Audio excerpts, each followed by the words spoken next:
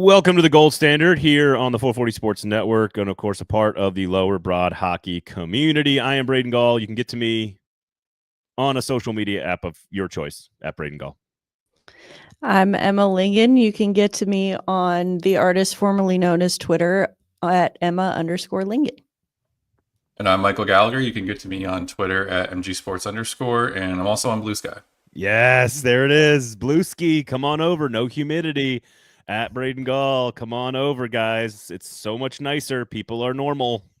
It's great over there. Emma, you're still going down with the Twitter ship, I see. Still bathing in the sewers. So I will admit I made a Blue Sky account, but I have not used it yet because I'm waiting out to see, because I'm just waiting to see if this is going to be like another Threads where like everyone says, I'm jumping ship, I'm going over to this new app, and they use it for like 2 weeks and then just end up back at Twitter. So I'm sussing it out. I'm just trying to see. Just to be clear, I haven't jumped ship. I'm using both of them. I've heard there's a way you can link your Twitter and your Blue Sky account to where you tweet on one and it goes to the other. I might look into that. So yeah, I don't want that. I don't want anything from Twitter to be on Blue Sky. I like Blue Sky because people are normal. And I want to talk about college football and Predators hockey and like all kinds of things over there like we used to do on Twitter. It's very Twitter 2013, 2014. So come on over. No humidity. Skies are clear. It's great. But Twitter still exists. I get it. Twitter's got like 600 million users. Threads is like 275 and Blue Sky is like 20. So. I also have a beef with Blue Sky, and I don't know why, but they don't allow you to use underscores in your handles. So I can't have the same handle on Twitter and Blue Sky, which bothers me just for, uniformity's sake. But I feel like you could get your actual name though, like Emma Lingan. Like you could just I could, but then my intro gets longer because I'm gonna be like, I'm this on Twitter and I'm this on Blue Sky, and it's a whole thing. That's why I just say, just find my name, just whatever you're looking. I technically have an Instagram account, but I'm not really ever on there. So you could just spell out underscore on Blue Sky and still have Emma_Lingan. There we go. What if it's just underscore? It's just like underscore at Blue Sky at social. All right, come on over and hang out, guys. We are, of course, brought to you by Shotgun Willie's Barbecue and Sinkers Beverages, two great, amazing local businesses. Please keep those dollars in the community. If you're going to shop at a liquor store, if you're going to shop and go get some lunch, go get some brisket at Shotgun Willie's Barbecue. That's 11 a.m. to 3 p.m. Wednesday through Sunday. It's right there off Briley Parkway, not even 15 minutes from Bridgestone Arena in the center of town, no matter where you are, very easy to get to.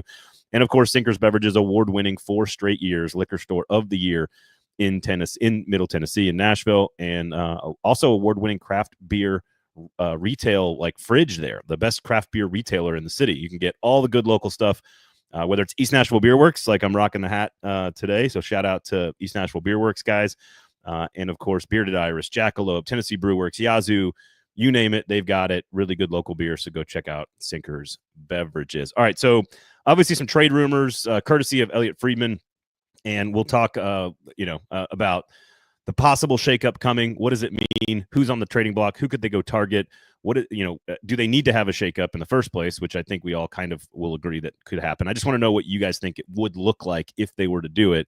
And Adam posed this question on Monday's episode, that Andrew Brunette's maybe not holding his stars accountable. I want to know what you guys, how you would define what that would look like. What does it look like for Andrew Brunette to actually hold some of these guys accountable? If you think he's not, there's a chance that he is. So we'll get into that. The Seattle game seems much larger than just one game, of course, coming up. And NHL coaches sort of live in a different world than any other coach, as the Boston Bruins have fired their guy. That's certainly relevant to Predators fans who are frustrated with the current head coach of the team. So lots of stuff to get to today. On the pod, please rate, review, and subscribe if you are listening. If you are watching, thumbs up on YouTube, share it, jump in the comment section, all that good stuff. So love to have you guys. We do appreciate it. Does Shotgun Willie's have boneless chicken wings? Asking for Michael. I will not stand for boneless chicken wing slander. Okay, they are. I know there's the whole debate whether it's a chicken nugget or a chicken wing, or who cares? It's chicken. If you like it, eat it. If you don't, go for your bone and wings. Let me live my life. Well, we will. Popeyes agrees with me, by the way. Just want to throw that out there. I had national backing from the Popeyes Twitter account, so I feel like I have more allies on my side than you guys do. People are like, "Why'd you get off Twitter?" I'm like, "Popeyes shamed me into leaving the platform." That's what happened. No, I look. We don't. It's hard to recover when Popeyes calls you out. True. We don't have to get into this argument though, but there is no chicken wing in the chicken without a bone. Just want to point that out. Otherwise, it is not a naturally occurring thing in nature, and that part is frustrating. Hey, Robbie Stanley, what's up, man? How you doing, Robbie? I don't know if that's sarcasm or what. Nice stash. There we go. All right, Mike, I know you had some stuff you wanted to say first though before we get going here. And so yes, Josh, it is settled science. I know you want to tell some folks some things. You got a little bit of news here personally, so I just wanted to give you the floor, Mike. Yeah. So this will be my last appearance on the Gold Standard for a while. I'm also going to be taking a break from Preds coverage. I'm dealing with some personal and some health stuff that I have to take care of, get under control, that I've been putting on the back burner and kind of ignoring. And it's really kind of getting to a point where it's affecting me and my ability to work. So trying to cut it down to one job, doing my day job with Athlon. And that's why I haven't been doing as much with Lower Broad Hockey as, when we launched, we're like, we have all these great stuff planned. And then my health kind of went to shit. So I have to take care of that, step away. I don't really have a time period of how long I'll be gone, when I'll be coming back, stuff like that. But you won't be seeing me on the Gold Standard. I know some of you are probably clapping and throwing parties right now because I know I'm not everyone's cup of tea. But yeah, so you won't be seeing me on here for a while, a few months probably. I won't be writing, doing all that fun stuff. And I know we've had some people that have been in the group chat asking why there hasn't been more content. It kills me that I haven't been able to do this to the best of my ability, and I haven't been able to deliver on the stuff that we were hoping to do. But I'm not completely young. I'm 36, so I'm getting to the point where the stuff that was health wise, where I was like, oh, I don't have to worry about it. I'm 22, I'm 23. Well, I'm not 22 or 23 anymore, so I have to make some personal. Basically, I'm looking at a lot of lifestyle changes and stuff, and I'm going to be focusing on that. I'll still be tweeting Pred stuff. I'll still be active in the group chat. I'll still tweet some updates and throw some inside information in there. Like I put in a stats and the update for lower broad guys on the group chat. So if you're not subscribed, please subscribe to that. I'll still do all that stuff. I just don't have time to write anymore. So yeah, that kind of explains why there's been a lull in the content on the site, and why I personally haven't been active as much this season, because I really have to start prioritizing my health and stuff like that. So I don't know how long I will be on my hiatus, but if and when I do come back, if you're in the group chat and Lower Broad Hockey, you guys will be the first to know, and I'll make some sort of announcement. But I don't want to make a big to do about it. I'm not dying. I'm not at risk of anything like that. I just want to let everyone know, once you get in your mid-30s, start taking your health seriously, because it will catch up to you. So. Look at all this clapping, by the way, that you're leaving. Josh says, you will be missed, Michael, but it's good to hear you're putting your health first. Jack says, we'll miss you, Mike. One of the reasons I subscribed originally, and of course then stayed for the chicken wing banter. Kevin says, yeah, Mike, been great. Really going to miss you. Take care of yourself. Michael says as well, Michael, you'll be absolutely missed. Let the complainers complain. So look at all that. Look at all that clapping for you leaving, Mike. Thank you. Thank you to the four of you for saying nice things. I really appreciate it. But only you could turn 4 compliments into a negative. No, I am really grateful. Thank you for everyone who's saying all the kind words, and everyone who's followed me on Twitter over the last 10 years. It's hard to look at something like this and everything that we've been building. And look, Lower Broad's not going anywhere. You guys are still there. Adam's gonna be pumping out content. I know you have some things in the works to hopefully get some more content on the site and stuff. And I'll still be active in the group chat. That's not gonna go away. I'm gonna throw some stuff in there. I'm still actively engaging with other. I feel like Adam Schefter being like, oh, got all these sources and stuff, but there's people I talk to in the know with the team and around the team that I'm still in contact with. So if there's breaking news or any big trades go down, like I'll still be around. You'll still hear from me. And if and when it calls for it, we will absolutely keep the chair warm and have you back in whenever you want. But it's important to take your personal issues, your personal stuff seriously, and to manage that and address that, especially going into the holiday season. All very important stuff. And no, we'll be here when you get back, man. Whenever that might be, we'll be here, and we'll get to the Stasny update as well coming up. So lots of stuff to get to. And if you guys want to send him a message, of course, at @MG_Sports on Twitter. You can get into the group chat, and please just send him all your chicken wing takes. I'm sure that will make you very happy in this time in this time of personal health and growth for you, Mike. Thank you. Yes, I do appreciate everyone that's saying kind things, and just because I'm not writing doesn't mean I won't be around. I will still try to give you guys some of what you signed up for at Lower Broad with the insights and the stuff I have, like the Stastny situation. All right. Okay. So I want to get into the trade rumors and what, going after a top 4 defenseman and trading for a center. I know, Emma, you had a piece about that over at Hockey News. So, we're going to get into that. That's going to be the primary focus of the episode today. But I wanted to touch on some of the other things that have taken place. And first of all, just the road trip in general, I wanted to get your thoughts on, because certainly it would have. I was ready on Sunday night had they played poorly and lost to Vancouver. I was ready to start having some of the tougher conversations. They've certainly played one of their best games of the season, especially certainly one of the best periods of the season in the second period. So I wanted to get your thoughts in general on the road trip and where we're at. Emma, I know you talked a lot about it with Gover on the It's All Your Fault podcast about sort of making progress, but the progress has to eventually lead to more than overtime losses. I know there was only one official loss in regulation, so they've collected points in 3 out of 4, but collecting points with a 1-1-2 record over 4 games isn't going to get them back into the playoff race fast enough, I don't think. My personal take is I think they are showing progress, and I think it will eventually get better.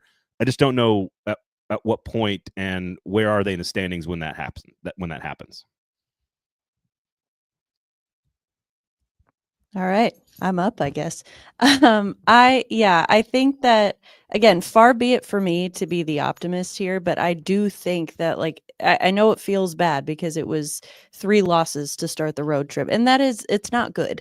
But I think if you look at it, and I've been beating this drum since before the season started. We're going to have to be patient, and I do still think that they can pull out of this, but you don't just go from starting 0-5 to all of a sudden winning all the time. It's going to be a process, and I think that this is or could be the first step in that process towards, kind of climbing out of this hole, because it's a pretty deep hole they've dug themselves in. So it's going to take them a minute to get out of it. And so I think that now I'm not full sending, and I'm not saying, yeah, for sure, this is the start of the upswing. It could be, but I need to see, and you mentioned it earlier, Braden, the Seattle game feels pretty big, just because you want to start seeing sustained progress here, because I feel like that is what has been lacking. Yeah, I agree. I feel like the most frustrating part is that we've seen these glimpses and these flashes of this is what this team could look like. The Boston game was a great example. The Vancouver game was a great example. The Colorado game in early November. We've seen how good this team can perform when it's clicking, when it's right. The problem is it's not consistent, and that's what I think is most frustrating for fans. Is this is a very streaky team. You start off 0-5, and then you have a 3-game win streak, and then a 2-game lose streak, and then you win one, then a 3-game losing streak. You win one, a 3-game losing streak. They're too all over the map, and I don't think anyone, not even the coaching staff, has an answer to how do you fix that? How do you go about finding that consistency, finding what it is that makes you look so good in the games like Vancouver, but makes you look so bad in the games against Florida? I think that's the crux of what's going on. And I mean, I never want to write a team off less than 20 games into the season, but I think it's time to start worrying, because when they were 0-5, it's okay, they just need to win a game. Things will start falling into place. They go and they win 3 games, and you're okay, things are getting better. Then they start losing again, and it's very frustrating to try to peg what this team is, because I don't really think anyone knows what this team is. They could still potentially be a playoff team. I think they did a great job of making me look bad, calling them the second best team in the Central Division and saying they'll make the Western Conference Final. So I'm sorry for the part I played in this, just like Braden taking UC Saros in the fantasy draft. Well, Saros has been great. It's Stamkos that I screwed. I screwed everybody with the Stamkos pick. We are to blame collectively for the Preds issues and stuff. But yeah, I mean, we can even get into that too with we will get into that with the star players and stuff. But yeah, there's just no consistency across the board, and you can't say it's all coaching, it's all the players, it's all Barry Trotz. It's collectively a failure by everybody. And honestly, that's what makes the Seattle game feel so normally one game in November does not mean that much. It just doesn't. Factually, it doesn't. It's 1 of 82, But it does feel like, to your point, Emma, like they need to show the like progress is not linear. It's not how it works in any sport, but certainly not in hockey when you have so many sort of like ups and downs that take place over the course of a season. But right now they need the up and to the right linear progress. Like that's what they need right now. And it because I do think that if it happens, if they were to play really well against Seattle, and then they've got a pretty difficult stretch coming up here, but if they can play well against Seattle, build some of that confidence, like this group clearly needs some like confidence inside the locker room. It's not that they don't know how to do it, that they're not individually confident, but proof of concept is really validating when you are struggling through frustration and adversity. So I think they like, again, not to put too much on one game, but it does feel like this one game is larger than we've seen in a few of the other moments this season so far. And in part because Seattle's very beatable right now in terms of going up there and winning a game. So that's all. That's all. I agree. It's hard to, to your point, like Mike's, it's hard to know what they are. It's hard to know what one game should mean, right? I think that there's some optics around the Vancouver game, and I said this on the Monday episode. Like, you beat a former goaltender with a former player scoring in an explosion of offense against a team that beat you in the postseason. Like, there's just more there. Does that make sense when it comes to the Vancouver game? So I think that extra there needs to translate into the very next game. Fast. It needs to translate fast. And I think something to keep into perspective too. I mean, you still have to look at what the other teams are doing, but you're 1 5-game winning streak from being right back into that third place in the division kind of conversation. So it looks bad now, but I mean, if they get hot, they get on a streak like that. I'm not saying go on an 18-game point streak like last year, but we've seen how the importance of a good streak can be for this team. This team is very big on, we talked about momentum, whether it's a thing or not. I think it's a very real thing for the Predators because they seem to kind of ebb and flow. When things are going bad, they're really bad. When things are going good, they're really good. So just keep that in mind. A 4 or 5 game win streak could be just what they need to put them right back into the conversation of being a playoff team. And when we talk about chunks of games, you know how like you can kind of pick, I always say, like, you can pick your time in the schedule and like carve out whatever narrative you want about a team. And if they were to win this game, you look at their schedule and you go, oh, they've had 1 regulation loss in 5 games. They've won 3, gotten 2 points in overtime against 2 good teams on the road. And like, you can carve the narrative out and say, over the last 5, you know, they're 3-1-2. They've only lost 1 time. If they lose, you can go back and you can be like, well, they have 2 wins in 8 games. You know what I mean? Like, you can kind of frame it and the narrative how you want it to be. That's why I feel like this game is big. And of course, then you got the Winnipeg game coming up on Saturday, which I know Winnipeg has slowed down a bit, but they are still one of the best teams in the NHL right now. If you want to frame it positively, I mean, you can even be like, look at their last 5. They're 2-1-2. They have points, 6 out of 10 possible points. That's a positive spin on it. But if you look at what came before that, the 3-game losing streak, like, things are bad. So you can cherry pick stats all you want to make a team look as good or bad as you want. How much does the Winnipeg game matter? I mean, every game matters. I'm just saying, you know, the Seattle game feels larger. Does that feel the same for every game from here on out? Is it, you know, Winnipeg's a big one at home, considering the history and where they're at in the standings. It's always going to mean more if it's, you know, it's a division rival plus a division rival that had a historic start to their season. Best start in NHL history. And I mean, they're just such a complete team too. They don't really have any weak spots. It seems like they just do everything right. They can score timely goals on the power play. They have elite goaltending. They can skate. They can, you know, apply pressure. I mean, Kyle Connor is unreal right now. So I think that it would mean more, A, because the Predators need the wins right now, B, because it's a division rival who has gotten off to a great start, C, because you've already given 2 points to a division rival in that overtime loss to Colorado. Yes, you got a point, but you don't want to give those 2 points to a division rival. And what am I on? D, I think that it's, you know, you talk about the importance of a streak and a good run and, you know, what that can do for a team's confidence.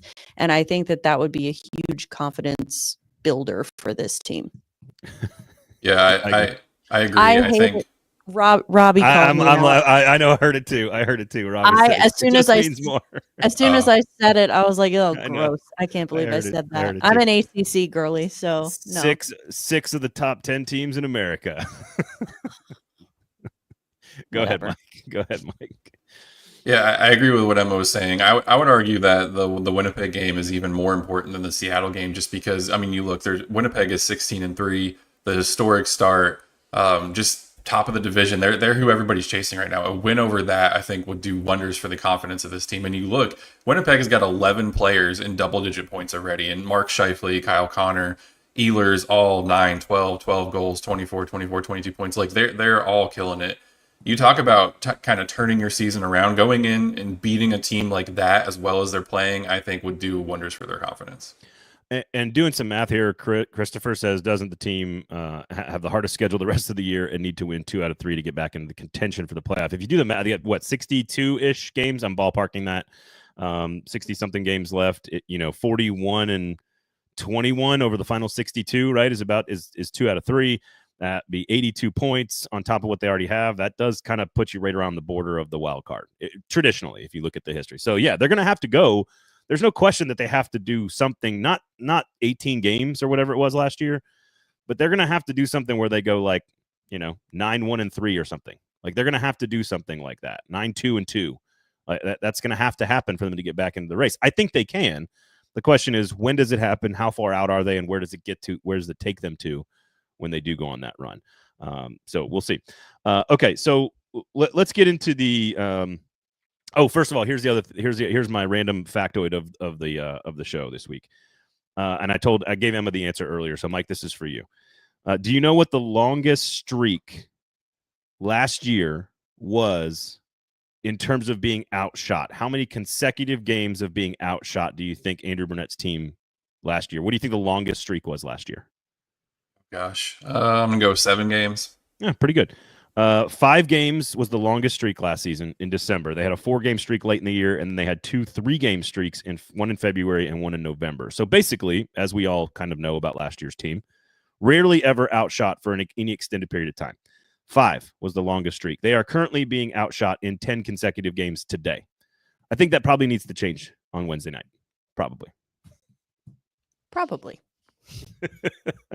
I was saying that before the show. It seems like that's been how many times last year were we saying after a game, the Predators outshot their opponent, but they still lost. So it seemed to me that it was like the shooting was not the problem. And now it seems like it's becoming a problem. It's far from the only problem, but it's the quality of the shots as well.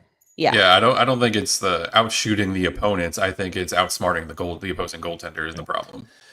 All right, guys, Thanksgiving is next week. Before we get into the trade rumors and before we get into all the stuff swirling about a top 4 defenseman and a second-line center, which it seems to be is the focus for Barry Trotz, Thanksgiving is next week. It is the best holiday in the calendar year for my money, my opinion. It's and because I am now responsible for feeding myself, my children, my brothers-in-law, sisters-in-law, and the family, I thought I would outsource that shit real fast. So Shotgun Willie's Barbecue and Sinkers Beverages, our 2 great sponsors, have you covered next week. It doesn't matter where you live in Middle Tennessee. You go to Shotgun Willie's Barbecue. It's sgwbbq.com. ShotgunWilliesBarbecue.com. There's a button right there on the website. It says order your Thanksgiving meal. You get brisket, you get turkey, you got 4 or 5 side items, you got jalapeno cornbread. You can go order it from Shotgun Willie's right now. You pick it up on Wednesday before 2 o'clock. It's all ready to go for you on Thursday. They got heating instructions, the whole deal. It is a nose-to-tail operation for you folks on Thanksgiving. I have ordered my entire turkey breast, a couple of pounds of brisket, a bunch of green beans, Tony's Magic green beans. They're delicious. I love green beans. They got pork and bacon and a little spice to them, like every good barbecue joint makes green beans. So order your entire Thanksgiving meal. Let Shotgun Willie's Barbecue do the work. And then, of course, on your way, just swing by Sinkers Beverages. They have paired up. They're working with Shotgun Willie's Barbecue at Sinkers Beverages to pair up the wine. I've told you guys about it all month, but do yourself a favor and let Sinkers handle all the wine for your Thanksgiving holiday. Let Shotgun Willie's handle all the food for your Thanksgiving holiday. I promise you. Here's the thing I'm most excited about, because the turkey, he's going to smoke like a 7 or 8 pound turkey breast for me, or for anybody who wants it, if you order it. So it's like a 7 or 8 pound turkey breast. I cannot. That is going to be among the best meat for a cold sandwich you would ever have. A smoked turkey breast. Give me a break. That sandwich is going to be amazing all day. Friday, Saturday, Sunday. I'm all over the turkey sandwiches. Does anybody put cranberry sauce on their turkey sandwiches like Pierre Laviolette? My dad does that. Like, what a loser. Yeah. It's like turkey, mayo, cranberry sauce. I'm like, mayonnaise? Nope. All right. I know mayonnaise is big on the turkey sandwich, so. Mike, are you cranberry sauce guy? Not. I do like leftover turkey sandwiches, but I'm more of a turkey, mashed potatoes, gravy, maybe a little yellow mustard, and keep it traditional. Whoa. You put the mashed potatoes on the sandwich? Yeah. Wow. Why are we acting like this is mind-blowing? I've never heard of this before. I don't know why I hadn't thought about something as simple and as amazing as mashed potatoes on the sandwich, but that is... You put mashed potatoes on one of the slices of bread. You put a little bit of gravy, not enough to like soak the bread, but a little bit of gravy on it, a little bit of salt and pepper, and then your turkey and your top slice of bread. It's amazing. Do you warm the gravy up?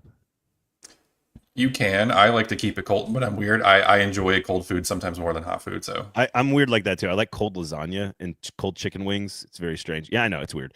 I mean, I like it better fresh out of the oven, like the night before, but like I enjoy it cold as well. It's the same flavor profile as putting potato chips on a sandwich. No, look, I'm upset with myself for not having come up with this, Michael. I'm that in awe. Josh says elite sandwich take by Michael. I agree. Exactly. Like you could little layer. You could even pull a Ross Geller and put a gravy-soaked piece of bread in the middle, and that would take the sandwich to the next level too. I've had that before. It's really good, but it gets a little wet and sloppy. But I was not expecting Thanksgiving content today to be this good. I'm telling you, if you haven't had a leftover turkey, like Thanksgiving turkey sandwich with mashed potatoes and gravy on it, try it. It'll change your world. Man. Okay. Drew says this is the greatest food side chat of the show ever. Go out on a high note, Mike. That's what I'm here for. I am absolutely because I make the mashed potatoes. I don't let Shotgun Willies do that. I'm making the mashed potatoes in my house. Put some extra stuff in there. But you're right. Just like a little smear it on the top piece of bread. Put some smoked turkey on there. A little Dijon. I like a little Dijon mustard. Yeah, I'm on board with that. I'm gonna have to try that. Thank you, Michael, for altering my universe. It just changed a lot of lives for the day after Thanksgiving. You did. I mean, your chicken wing take is still terrible, but you made up for it. You totally redeemed yourself with that one. Okay, trades here. So Elliot Friedman on 32 Thoughts, of course, on Monday, and it is a 1 hour and 19-minute long podcast. I checked on Monday. It is barely 60 seconds. It might have been 30 seconds that he said Nashville is obviously looking for a second-line center, but also looking to acquire a defenseman, a top 4 defenseman, and potentially not a rental one with term. And then he immediately moved on to something else. I know it was in the quickie section, but it literally was like 45 seconds in an hour and 20-minute long podcast. We know that he's been looking to Barry Trotz has been looking to acquire a second-line center for a while now. We know that scouts have been watching Boston and Columbus. I think that was the game that Emma you mentioned in your story that they were at. I have a lot of questions about the trades, but ultimately, it should not be a surprise. Number one, that they are looking to shake things up. Before we get into the merits of these moves, my first thought, overarching on these particular rumors, are when they went and signed these players. This was not a 20-game and punt on the strategy type of situation. This was a 3 to 4 year window where they've acquired these veterans in an effort to try to win a cup over a 3 to 4 year window. And if your strategy is to win a cup over a 3 to 4 year window, I am actually okay. Number one, it's not my money. They're not my draft picks. Go big. Like if you're going to try to get back into it and make your team better over the course of not just this season, but maybe 2 or 3 seasons, go big. Go get a second line center and a top 4 defenseman, which would truly put them on paper among the best Predators team of all time. Doesn't mean they're going to finish there this season. But if the goal is a 4-year window, I'm actually totally fine with going to get bigger pieces. Because I think now you could say that's money chasing money at the blackjack table. I get that. But I don't know about you guys, but on the surface, doesn't the big strategy moves make the most sense here if you're this team? Like nibbling around the edges isn't good enough, in my opinion. Well, I think the not looking for a rental thing makes sense because of just what you said. This is not a do or die year for this team as much as the fan base might think it is. It's really not. This is like you said, a 3 to 4 year process, which is why I'm still like, I'm not saying stay the course and do nothing with this team right now, but I'm saying the bad start that they've had this year is not the end of the world as we know it. So I think looking at, specifically, and I said this on It's All Your Fault with Gover earlier this week, for the center thing that's not news. We've known that for a while. Right. The defenseman thing, though, the fact that he shared those details, and again, complete speculation on my part. I have zero reporting or zero sources to back this up, but I think that with what he said, don't be surprised if it's someone with term. To me, that set off an alarm in my head that was like, they have someone very specific in mind that they're targeting. I don't think that they are necessarily shopping the market like they are for centers because, centers are harder to come by. And so I think they're probably like, okay, who's out there, who's available. But for the defensemen, I feel like they're not just hitting the market like, oh, let's just find a top 4 defenseman because, hello, they just waived a top 4 defenseman. So I think that it's going to be, to me, again, total speculation, but that to me feels like they are eyeing someone very specific for that top 4 defenseman role. As far as who is it, Emma? Who are they eyeing? That's what I'm saying. I don't know. I don't know. Yeah, Cale Makar. Cale Makar, and then Sidney Crosby is going to be Quinn their second Hughes. line center. Yeah. Sidney Crosby, second line center. How good would Seth Jones be, though? Actually, Ryan Johansson's going to come back, and it's just going to be. That solves your center and defenseman problem right there. Ryan Johansson and Seth Jones. There you go. Carrier could move in with him, and he would suck after that too. I'm kidding. Mike, go ahead, and then I've got a next. There's a very simple follow-up question to all this, but Mike, I want to hear what you have to say. I've got lots of thoughts on this, and when I said 2 weeks ago, don't be surprised if the Predators are shopping for a defenseman, which, by the way, had that before anyone else. This is why you subscribe to Lower Broad Hockey. I put that out there. I wasn't just spitballing. I wasn't just making shit up like some people think I do. I was told around then that the performance of the second pairing, not special teams, they've been fantastic on the penalty kill, but the performance of the second defensive pairing at 5-on-5 is one of the reasons why the Predators are looking for a defenseman. And I also put in the group chat last night, so if you were a subscriber, you saw this last night. One of the reasons that they are kind of aggressively pursuing a top 4 defenseman is because I've been told it might be a while before there's any kind of clarity on what's going on with Spencer Stastny. So that doesn't seem optimistic. They expect to get him back anytime soon. I'm not saying Spencer Stastny was a top 4 defenseman, but I think they had plans to kind of move him along, and I think he could have fit that role if they wanted to. What it comes down to is they don't want Brady, Shea, and Roman Josi on the same pairing. They want to split them up, and honestly, that makes a lot of sense. You want your 2 best defensemen to kind of anchor your top 2 defensive pairings. You can't do that when you have Lozon and when you have Carrier as your second pairing. So what I've heard is they are shopping Carrier. I wouldn't be surprised if they're listening on Lozon. They want one of their second pairing defensemen. They want to move them so they can bring someone in and kind of upgrade. My money's on Carrier because we know they were shopping him last year. I'm not saying Barry Trotz has buyer's remorse on re-signing him, but Carrier has kind of been a little bit of a disappointment this year. So I think there's going to be a shakeup with the second pairing. I do think, like Emma said, once it leaked out that they're looking for someone with term, Barry Trotz has word vomit. He will tell everyone a lot of things he shouldn't, but he's not going to leak a detail like that unless he wants it known that that's a detail that he wants everybody to know. So I do think that what Emma's saying is right. I do think they have. It may not be one singular person. They might have like a group of like 2 or 3 guys that they're targeting, but I think they have someone very specific in mind for what they're trying to do. And I think that eventually, I don't know when, but I think there will be a trade for another forward, and I think there will be a trade for a defenseman. And the last thing I want to say to wrap it up, I don't think you need to go out and find a second line center. You have the perfect second line center in Ryan O'Reilly. I think you need a first line center. Whether you put Steven Stamkos there or whether you go out and you trade for someone like that, I think Ryan O'Reilly is your answer internally for your second line center, and you need to go out and find a top line center. Oh, that's even harder to do, Mike. I like that. But again, I know it's harder to do, but why stockpile all these draft picks and all of this stuff that could be great for the future? Why stockpile all that if you're not going to use it to help you win now? Which is what we all think that they're trying to do. You don't sign Steven Stamkos to a 4-year deal and be like, okay, we're going to go for the cup in 2027. No, you're going for the cup this year and next year. So I agree. I can't say, hey, I agree with the premise of going big and then say, don't go get a first line center. I mean, if you can go get one, great. 26 years in waiting. But if they can, I think I agree. Go big, go get a bona fide star defenseman with term. I'm fine with that. Again, it's not my money.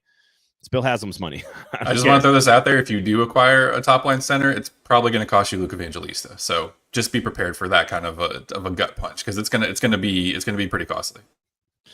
I'm not prepared for that. No, look, you got to get, scared money don't make money. Like if you're going to go for it, I think going to do, and this is not meant to be insulting to David Poile in any way, but a lot of the moves he would make over the years were the moves of a small market franchise that hadn't been to a cup yet, that was nibbling around the edges, trying to make themselves better by analytics and Moneyball.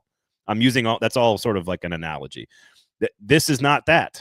This has got Hall of Famers and Conn Smythe winners and a huge payroll and a star goaltender, and go get the guys that you think can put you over the top, and see what happens, not just for this year, but for multiple years. So we'll see. We'll see what happens. Let me ask you this about the going back to the defenseman strategy then, because this is what's interesting to me, because I think in the vacuum, it's easy for me to be like, yes, go get a guy that clearly upgrades your top 4, and you got rid of Fabro and Carrier, and now you're better. Hypothetically, let's say now you're clearly better because you've added a top level player. So it's no argument that that's not necessarily a good strategy today. My issue is, it does this, and I'm just playing devil's advocate here. Does this reflect on Barry Trotz at all, that he gave in March Dante Fabro a $2.5 million contract, and he gave July 1st Carrier an $11.5 million contract, and that he's paying almost $6 million for those two guys, or more than $6 million for those two guys, when he could have gone and taken that money and given it to a star player in the first place?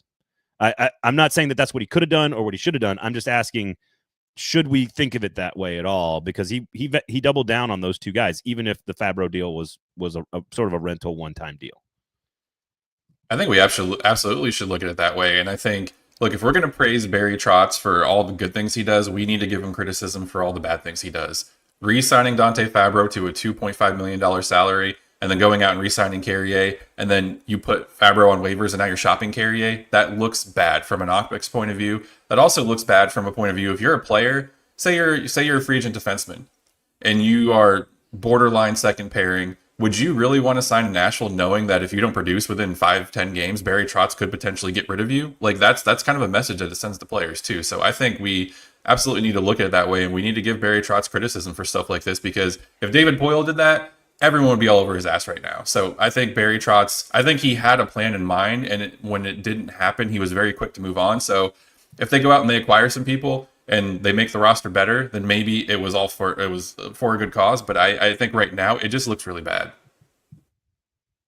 Yeah, I think it doesn't look great. I don't mind as much the re-signing Carrier piece. I thought that the Fabro one was interesting, because if you knew that you didn't want him back next year, which was next year being this year, which was pretty evident, like why would you do that? And as far as the re-signing Carrier, like, in a way, I think that almost like sets his market value a little bit, because we saw how much he was in the trade rumors last year at the deadline, and he was getting, so much attention, and everyone was kind of surprised that the Predators ended up keeping him instead of, trading him and trying to get assets for him, because then we all assumed, well, he's going to be gone in the offseason. Well, guess what? He wasn't gone in the offseason. And so I don't know if that was Barry Trotz doubling down more for an optics standpoint, to say like, hey, we really believe in this guy and we know he's worth this much. You should too. So like that, now when he goes out and shops him on the trade market, that's like total speculation on my part, but I don't know. I also mentioned this on the It's All Your Fault podcast with Gover. I mentioned the second pairing as well, because I think that they are not a traditional second pairing. Like, they're not top four guys, really. I mean, Carrier could have been. I don't think he's really performed like one yet. Again, on the penalty kill, absolutely, 100%. You would miss both of those guys a lot. But I also think that, I mean, if we're going to get into that, the most valuable player on the Predators penalty kill so far has been UC Saros, but that's not to take anything away from those other two guys. I just think he's the most valuable player on every shift of every game that's been played so far. Also that, but I think that, looking at the defenseman situation, I agree. Like, Shea and Yossi don't really pair well together. But I also don't know where else you put Shea, because if they're trying not to break up Lausanne and Carrier, then it's like, all right, well, then what? You put him on the third pairing and you put Mark Del Gaizo on the first pairing? That doesn't make sense either. So it's just like, also, what's going on with Adam Wilsby? Like, why haven't we seen him yet? So it's just a lot of. Oh yeah, I forgot about it.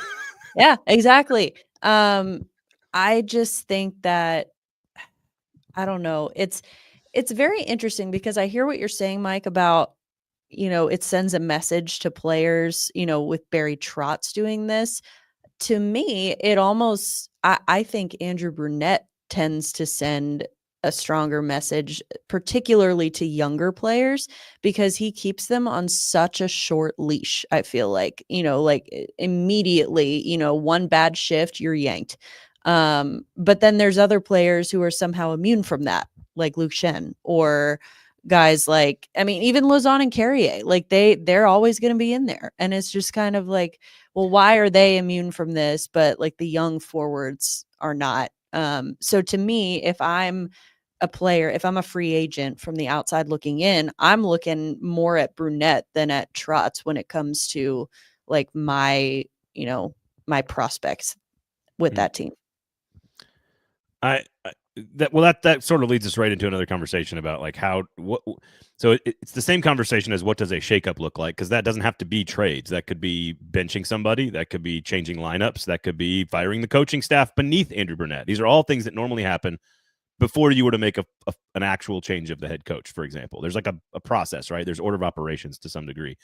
So if I were to say, what does a shakeup look like, not counting trades, holding stars accountable, I think to your point, Emma, there's and Adam was very focused on Jonathan Marchessault show, not sort of like making big mistakes and then getting very little repercussions because of that.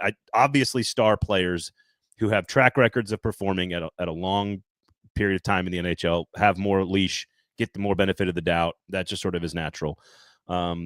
If I were to say, like, number one, do you agree that Andrew Brunette's not holding the stars accountable? It sounds to your point. I think he is holding the lower levels. He's moved Tommy Novak very quickly. He's benched Michael McCarron. Like, he's done things to sort of like indicate that he's either trying to send a message or shaking things up or whatever cliche. What does that look like when it comes to the star players? Because you start benching star players and it hurts your ability to win games, and you desperately need points right now. Yeah, that's the tough part. I don't think Andrew Brunette has really kind of held the star players accountable, but also I'm not going to rip him apart for it, because what is he supposed to do? It looks really bad if you're benching Steven Stamkos for a game or two. And I know that there's like, the argument is if you can bench Luke Evangelista for a game to get his head right, or whatever you want to phrase it, why can't you do the same for Stamkos and Marchessault and stuff like that? And I totally get it. But when you're paying those guys as much as you are, you can't really bench them. I don't know if it really sends a message, because they're still getting paid either way. They know that their roster spot isn't going anywhere. They know if they're benched for a game or two, they're going to come right back and go back in. This is going to sound really salty. I don't mean for it to be, but if you want to truly punish Steven Stamkos, make him go play on the fourth line with Michael McCarron. Like, I mean, that's the only conceivable thing I can think of that would even somewhat be a punishment, because Andrew Brunette is not going to bench Steven Stamkos. He's not going to bench Marchessault. He's not going to bench O'Reilly. He's not going to bench those guys if they're not performing. The only thing you can really do to kind of send a message, I guess, is to, cut their ice time in half and put them on from the first line down to the fourth line. I don't really know what else he's supposed to do to kind of punish them or to send a message to them. This is the one I agree. Brando says this. Shen gets knocked a lot, but what about Shea? He makes Shen look like Bobby Orr. Let's stop that. But I do, Brando, I think your point is valid. I think Brady Shea is the one that, like, is the one that's had the toughest time adapting to all of this. I think Stamkos, it was easiest to predict that he was going to have a difficult time because of age and style of play. But again, if they're going to go shop and get a top 4 defenseman and move Shea down to the second pairing, that's simultaneously a compliment and a demotion at the same time, right? I don't think so, because I know that we all expected Stamkos to take a while to warm up, and he has. I will say from the very beginning, I have known, again, maybe it comes from covering Shea when he was with Carolina, but I have thought for a while, he has had Brett Pesce. He has had one defensive partner for like 4 years and played in one system for 4 years. And and it's so different that I thought, coming into this, I was like, ooh, this is going to be a learning curve for him. And so I think the Brady Shea that we've seen so far hasn't been, what he really is. He's not the player that they traded for, or that they signed, rather. Minka agrees with everything you're saying. Minka and I are having a rough 48 hours. As any of you watching on YouTube might notice, my background is a little different today. I am hiding in what is the most Nashville thing ever. My apartment building has a music studio in it. And I was like, when would I ever use this? Now I know, because they are testing the fire alarms in my building. Poor pup. Yeah, I'm not a fan. Minka is really not a fan. And so we're hiding in this not so soundproof recording studio, clearly because she is still crying. But it's better than it was earlier, believe it or not. I think ultimately anything they do to quote unquote hold a star accountable, whatever that means, I think any of it is very short term. It's a quick burst of, like, it's not punishment per se, but it's like, hey, Marchessault, you made a bad play, we're going to move you to the third line, which sometimes Brunette has done, right? Brunette has moved him down to the third line on occasion. So I think most of the things we're talking about aren't going to be, like, obvious. Like, again, John Hines, didn't he famously start, like, playing Ryan Johansson a lot less, like, as soon as he took over, sort of sending a message, like Laviolette would move people around. Like, there's different ways to do it. But, the guys that need to get the job done are sort of the big names. And the guys who have done it, like Forsberg's been great, Saros has been great. Like, there's guys that have done a great job, but like Nyquist is another one that hasn't really produced a whole lot this year relative to last year's experience in the system. So what does that mean? I don't know. I think something else to keep in mind too, the quote unquote punishment, moving guys from, the top 6 down to the bottom 6, going from 20 minutes a game to 10 minutes a game too. A lot of that stuff is not really conducive to helping the team chemistry that we talked about. Like, I understand wanting to send a message to Stamkos and Marchessault, but what does it really do for how the team's playing on the ice if you go from having Stamkos on the top line to Stamkos on the fourth line? Like, you're not allowing the natural chemistry to develop. So I think that's something too. Like, what we would think would be natural punishments might end up being more detrimental to the team than they are to the actual player. So well, and right now you've got just a whiff of progress from Stamkos. Like, there's just like a tiny bit of momentum here. Do you want to end all of that? Right, like right when you might be finding it, like that's the thing. If something, this is why I think Seattle's so big tonight. If they play real poorly and Stamkos looks like he's looked the first 15 games or 20 games, and Shea falls over and a goal scores, and like if people keep making mistakes and there's more problems tonight, then I think that's when I'm okay with making some moves. JT says, JT, by the way, part of the 440 Sports Network and diehard Lightning fan, put Stamkos on the fourth line against Tampa, embarrass him in front of his friends. There you go. It's productive comment, JT. Good to see you. I would even say, I know we've talked about Brady Shea quite a bit and his strengths and weaknesses and stuff. I in my opinion, I almost feel like he played better when he was on the third pairing than when he's been in the top 6. And maybe that's the solution. I don't know if it's too much on his plate. He's just having a really tough time struggling to adjust. I mean, we saw last year with Andrew Brunette coming in the first season, this team didn't start clicking until February.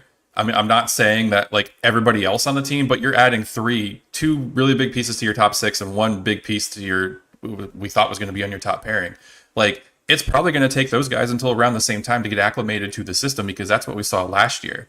So now we're seeing, 20 guys who are comfortable in a system and 3 guys that are pretty big pieces trying to get adjusted to that. And it's not meshing well. So, I mean, I would say put Brady Shea on the third pairing. As much as I hate to have a $7 million third pairing defenseman, put him on the third pairing. Let him get used to it, get a feel for it, get it to where he's comfortable. And then once he's comfortable and he's not, because as much as we're talking about this, Brady Shea is probably kicking himself like, man, I can't believe I'm tripping over my own skate, stuff like that. So, well, for a guy who's such a good skater too, which is the irony of it all. What's funny is, like, not funny, but like, you trade Ryan McDonagh for Brady Shea, basically. I'm not saying literally. I'm saying that was essentially the trade they made strategically. You are going from one of the best, most fundamentally sound, disciplined, lockdown defensive players where you know exactly where he's going to be, dependability, consistency from Ryan McDonagh, to a player that gives you a little bit something different, right? A little bit more offense, a little bit more maneuverability. You knew that was going to be part of the trade-off when you made the decision to trade Ryan McDonagh back and to go sign Brady Shea. You kind of knew that was going to be part of this, which is why it's not surprising that they're trying to go get a top four defenseman who, in theory, if you rank them, could be number 2 on the list behind Yossi. They could go get somebody good enough that makes Shea the number 3 defenseman on the team. In theory, that will be hard to do based on salary, but it's not impossible. Quickly, somebody mentioned this, and I just want Emma, I need to ask you this before we move on to the coaching situation here. Because ultimately there's shakeups, there's holding stars accountable, but at the end of the list of things you do, you make a coaching change. That's the very end of the list, right? There's assistant coaches, there's demotions, there's call-ups, there's trades, there's benchings, there's scratching, there's all kinds of things you can do, shake things up, change things. Ultimately, we'll get to the coaching decision thing because the NHL is weird. But I got to ask you, is Sidney Crosby like actually going to get traded? Like, is there any possible chance that the Penguins, and I'm not even talking to Nashville, I'm just saying I see those rumors and I'm like, there's no way. Like, that's not possible, right? No. Okay. No. and I could see Malkin, I could see Letang, but Sidney Crosby, no. I would love to have Evgeny Malkin here. Kevin Weeks is usually a pretty reliable source. I have no idea what he was smoking the day that he put that out into the world. How good would it be, though? Look, he's due $8.7 million. Wonder where he got that number. The next 2 seasons after this one, the Preds do have cap space. The cap's going to go up as well, so there is enough space to maybe go get somebody like that, especially with Fabro and then maybe Carrier's contracts off the books. I don't know how they go get 2 guys though with large contracts. They might be able to prorate it this year. But I don't know how, even then, I don't know how you go get a second-line center and a top 4 defenseman and still be under the salary cap. Maybe I'm wrong on that, but I don't know. Otherwise, it's like 2 $5 million guys. You know what I mean? There's no elite guy in that group, I don't think. Well, that's why you got to offload more salary, like more of your current guys. So, like Luke Shin. Listen, hell has not frozen over yet. We know that's not happening. But... Or you go get somebody that the other team is dumping because they're going to hold some salary. I mean, there's a possibility for that as well. You give them an extra draft pick, they keep some salary. It all works out for everybody. So I thought about this because Boston just had the greatest regular season in the history of the league 2 years ago, and now their head coach is fired. Edmonton fires their coach. Not even a month into the season last year, they eventually go on to get to the Stanley Cup final. We saw St. Louis win a cup, firing coaches. Laviolette's been fired like 6 times, sometimes like 1 game into the season. Like, hockey is just different than every other professional sports team. And so sometimes maybe it's like a my fault that I don't need to, like, I need to look at it more through the hockey lens that these coaches. So my first question is, like, are NHL coaches worth less to the teams than like NFL, baseball, NBA? Are they like the least? It's going to sound insulting. I don't mean it to be. But do they have the least impact on the game and the team of any of the major professional sports coaches? That's got to be the way it's viewed by NHL executives, right? Yes, but I also think that with NHL, and I don't really know the reason for this, but I feel like with NHL coaches, they just get to a point where they hit a wall with a team and you just kind of need to change. And that doesn't mean that they weren't good coaches or that they're not valuable, but it just feels like they hit that wall a lot quicker with, getting through to their players. And I mean, like, Jim Montgomery is a great example. So I don't know the reason for it, but yeah, it just seems like a little bit more of a frequently revolving door than we see in other sports. Yeah, I mean, there's a reason why Peter Laviolette's shelf life with a team is around 4 or 5, 6 years with pushing it with Nashville. You don't really see that in the NFL where a coach has instant success, 4 or 5 years later they flame out and stuff like that. So I think just the nature of coaching in the NHL, it's more fickle than it is anywhere else because, and I also think too, the NHL probably more than any other league has a higher rate of like interim coaches earning full-time jobs where you can see, I mean, we saw with the Blues in 2019, an interim head coach ended up coming in and winning a Stanley Cup. And we've seen several other players, shed the interim tag and get full-time jobs. We saw it with Edmonton last year too. I mean, that happens more in the NHL than it does any other sports league. So I think it's just, I'm not saying it's the head coach is more interchangeable and less valuable in the NHL. It's just, I don't know how to put words to it. It's just, it's a different beast altogether.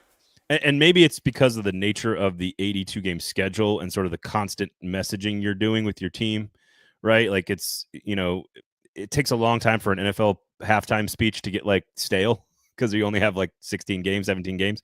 So maybe that's part of it, is that you're messaging so often, so much, constantly reevaluating and then meeting every single night about a game that just happened, that maybe that's what leads to it. But ultimately, I don't think it's insulting to say that of the four sports, one of them has to have the quote unquote least important coach. No coach is not important, or unimportant.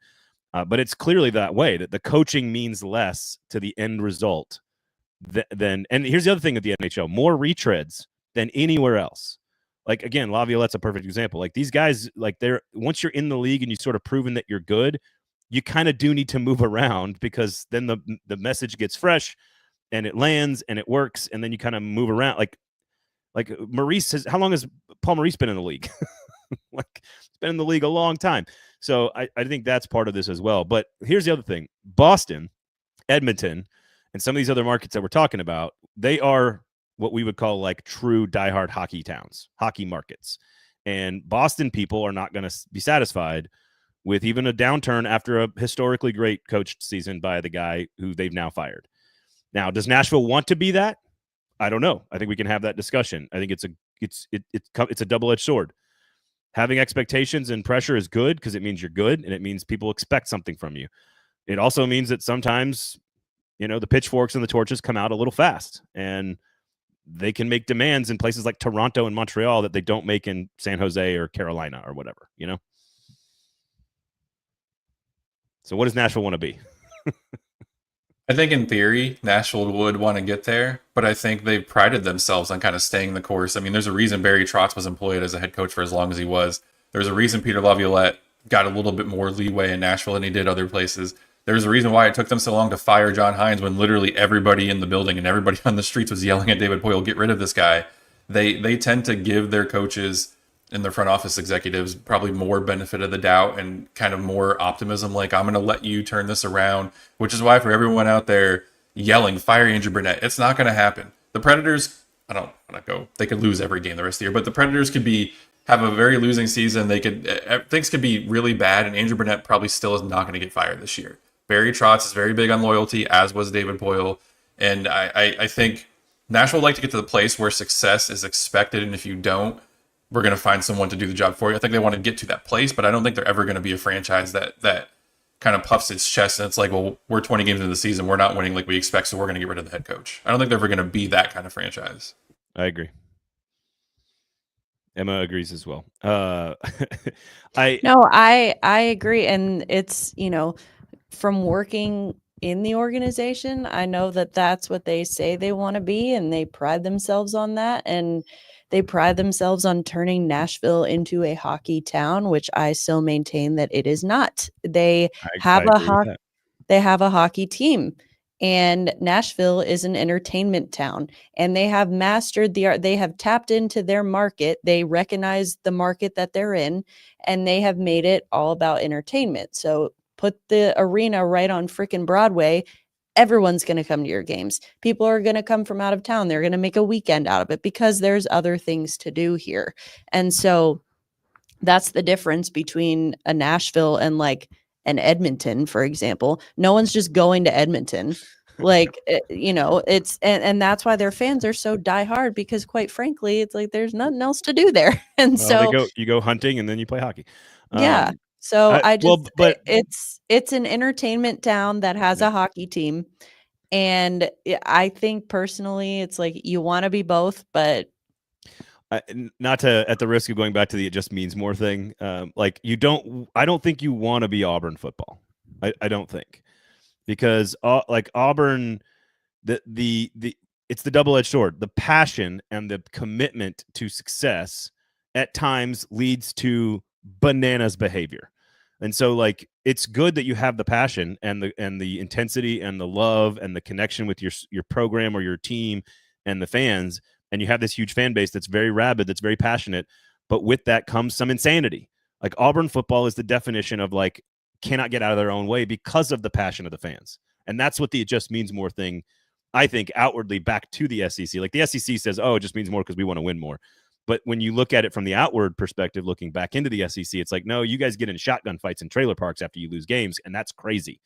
And that is where I think you don't want to necessarily end up being. And so along with the expectations of Boston comes the pressure of getting it right. So like kind of like what you're saying, like the bananas behavior with Auburn. If the Predators were that kind of organization, we would see a lot more crazy head coaching hires. We would see it would feel desperate. There would be too much desperation to get it right, that if you strike out 3 or 4 times, like you're going to see some drastic action. And I don't think you want to be that franchise. I feel like Toronto fits into that mold.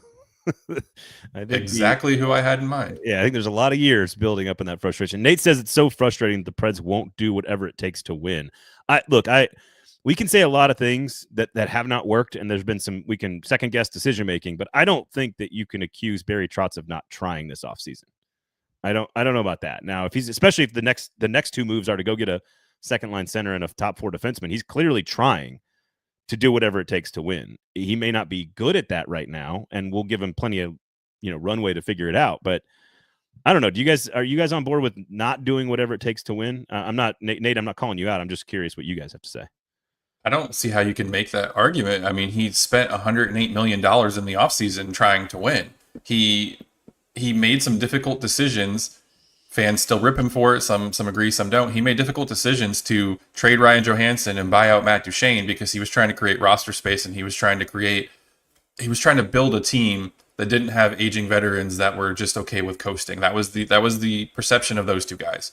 I know Stamkos and Marchessault and Shea are older, but they're still hungry. They're still trying to win. Plus, they've also won cups before. So I don't see how we can sit here and say that they're not trying to do whatever it takes to win. They tried. It's just not working. What they're trying to do to win isn't working. So now they have to readjust on the fly, which it's hard to make. It's hard to make the moves you need to do to compete to win right now, 20 games into the season, because like Barry Trotz has said, he's trying to go get a center. No one's giving him away right now.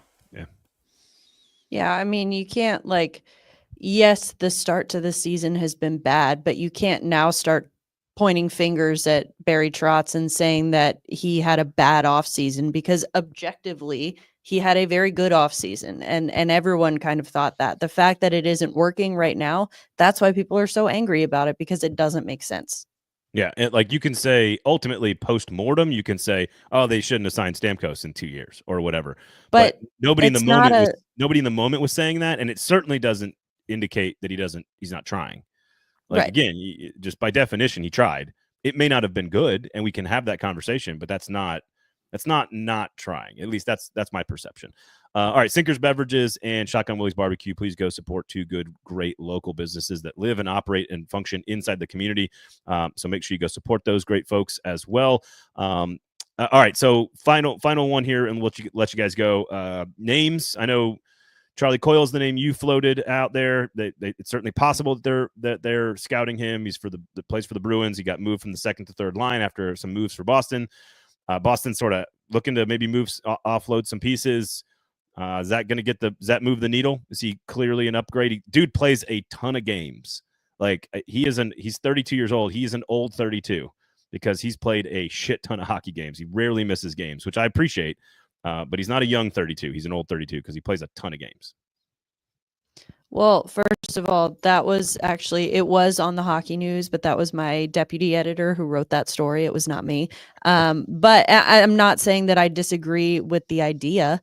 I'm just, it was in your tweets. It was on the sewers, Emma. Well, yeah, because I'm like, it's worth a discussion, I think. No, I agree. He's 32. He is a true second line center who has kind of been relegated to the 3rd line in Boston. And I think that, if you're looking for, maybe Boston needs a third line center. May I introduce you to Tommy Novak? I'm just saying, like, there's options here. If you want to pursue a trade there, and again, with what Boston is going through right now, like, they could be looking to shake some things up. So I think that there's definitely, like, the possibility is there, and I think that he kind of fits the profile of what they're looking for and is, like, relatively affordable for what you're trying to do. So is this where I beat the Trevor Zegras drum again? 'Cause, Yeah, if you're looking for a top 6 center, Zegras I think is making $5.5 million a year, so he's not super cheap, but he's also not crazy expensive. He's someone who you could plug in there on the second line for this season, maybe even next season, and eventually he could step into your top line center role in 2 years. I think he'll be 25, 26 when that happens. So I think he makes the most sense. I don't think Charlie Coyle is a fine player. I don't think he is necessarily an upgrade at the 2C over what Novak gives you and maybe what Sissons gives you, or the combination of those two. I don't really view that as an upgrade. I think he would be a great third line center, but we're talking about someone who can play top 6 minutes, who can get the best out of Stamkos and Marchessault and Nyquist and guys like that. I just don't see anyone out there on the trade market other than Zegras. The only other person I could maybe make an argument for is Nazem Kadri, but he's expensive. He's going to cost a lot probably to trade.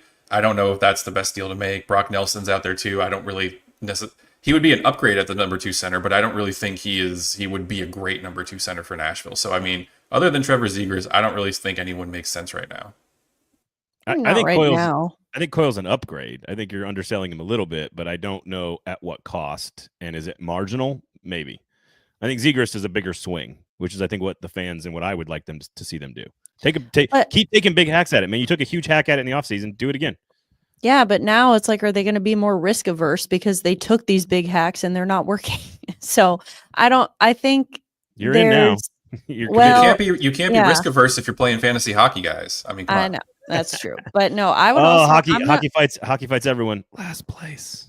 I'm gonna throw Morgan Frost out there too, because there's been a lot more reports that he and the Flyers might be headed for a breakup here soon. So, and you get a chance to scout him in person coming up next week. Exactly. So there you go. Look, here's the other thing. Any names at all that stand out to you on the defense side of things? 1 or 2 years or 3 years on a contract.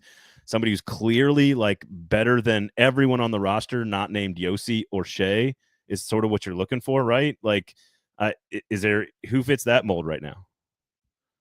I don't think there is anyone that fits that mold, because those guys, usually teams aren't in the business of giving those players away. No shit. If you're the looking for a defenseman with term part is what's throwing me, because I can't logically connect the dots on anyone that would make sense in terms of they're under contract for probably at least minimum of 2 years, probably 2, 3, 4 years, somewhere in there. That's not crazy expensive, that you would be okay with trading a roster player and giving up probably a good prospect. Someone like that.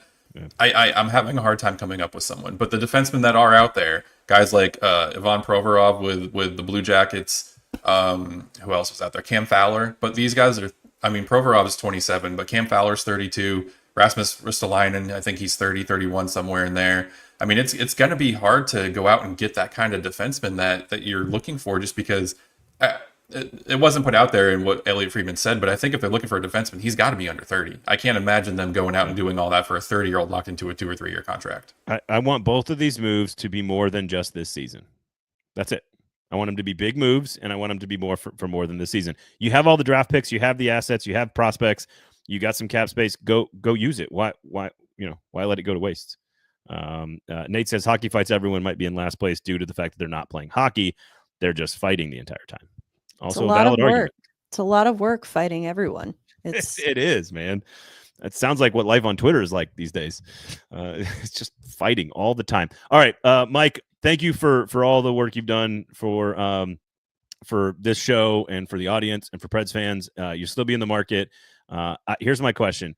If and when you come back, tell me what place in the Central Division the Nashville Predators are in, if and when that might happen in the spring.